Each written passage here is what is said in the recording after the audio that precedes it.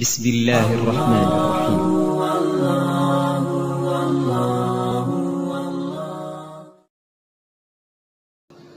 Bismillahirrahmanirrahim. Assalamualaikum warahmatullahi wabarakatuh.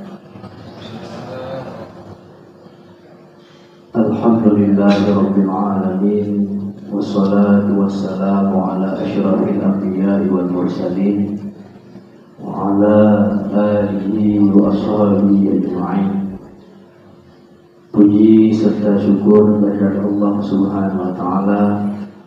Rahmat dan sejahtera selalu oleh Allah beliau curahkan kepada Nabi kita baginda Nabi Muhammad sallallahu alaihi wasallam serta seluruh keluarga dan sahabat beliau sekalian.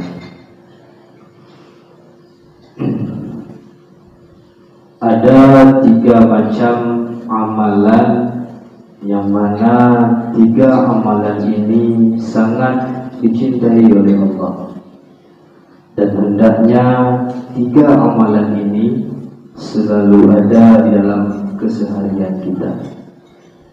Yang pertama yaitu memperbanyak istighfar, astaghfirullahaladzim, memohon ampun atas dosa-dosa yang telah diperbuat.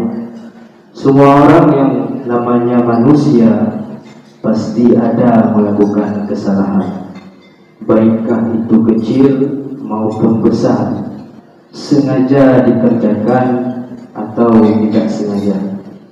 Oleh karenanya, sebaik-baik manusia, dikala ia bersalah ataupun berdosa, maka ia segera bertaubat kepada Allah untuk menutupi kesalahannya itu dengan cara memperbanyak istighfar.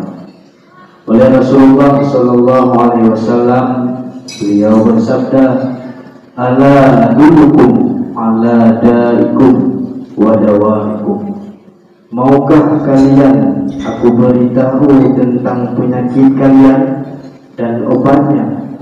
Lanjut Nabi, "Inna daikum dzunub wa dawaikumul istighfar." Ternyata sesungguhnya penyakit kalian adalah dosa dan obatnya adalah istighfar. Yang kedua, memperbanyak sholawat kepada Rasulullah sallallahu alaihi wasallam. Allahumma sholli ala sayyidina Muhammad. Sholawat kepada Rasulullah adalah perintah Allah, dan Allah bersama para malaikatnya pun ikut bersalawat dan salam kepada Rasulullah.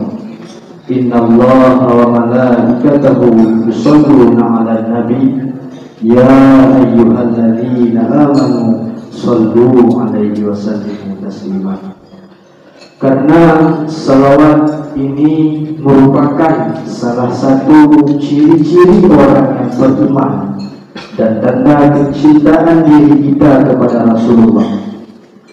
Makin banyak kita bersalawat kepada Rasulullah, makin besar rasa cinta kita, makin berbunga-bunga hati kita cinta kepada baginda Nabi Muhammad SAW.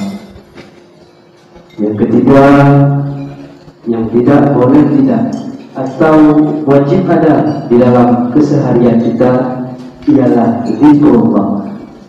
Banyak-banyak menyebut atau mengingat Allah.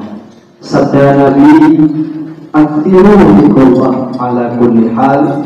Perbanyaklah mengingat Allah dalam tiap-tiap keadaan. Fa innahu laysa 'amalun ahabbu ila Allah wa la anja li 'abdin min kulli sayyi'atin fid dunya wal akhirah min dzikrillah.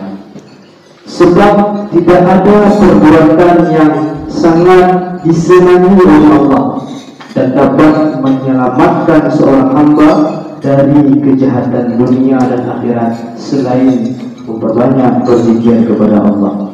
Makanya bagaimana maksud berzikir dalam setiap keadaan? Contoh, agar berkah bernilai berkah di segala pekerjaan, dimulai dengan lafaz bismillah untuk mengingat kepada Allah. Mendapat nikmat juga jangan lupa mengucapkan alhamdulillah. Itulah makna mengingat, berzikir kepada Allah, selalu dekat dengan Allah. Melihat kebesaran Allah pun keluar dari kata-kata kita, kalimat tasbih, subhanallah, sesuatu yang agung, atau Allahu Akbar. Itu pula bahagian daripada berzikir dalam setiap keadaan. Membaca Al-Quran juga bahagian dari zikir. Al-Quran ialah mukjizat Allah, mukjizat Nabi Muhammad. Bahkan di ketika ditimpa musibah pun ucapkan zikir, inna lillahi wa inna ilaihi raji'un. Dan dari serangkaian kalimat zikir yang ada, Nabi bersabda, afdalu dzikri la ilaha illallah. Seafdal zikir, seutama zikir ialah kalimat la ilaha illallah. Karena la ilaha illallah adalah kalimat tauhid, kalimat tauhid yang agung, kalimat iman, kalimat taqwa. Dengan memperbanyak la ilaha illallah akan subur dan mempertambah banis iman. InsyaAllah kita amalkan 3 amalan ini, hendaknya harus selalu ada dari kegiatan kita. Yang pertama istighfar, yang kedua salawat, yang ketiga zikir. InsyaAllah apabila diamalkan akan mendapatkan cinta, kasih sayang serta kemuliaan dari Allah dan malaikatnya. Akan diampuni segala dosa dan insyaAllah pada akhir hayat akan mendapatkan husnul khatimah. Amin amin ya rabbal alamin.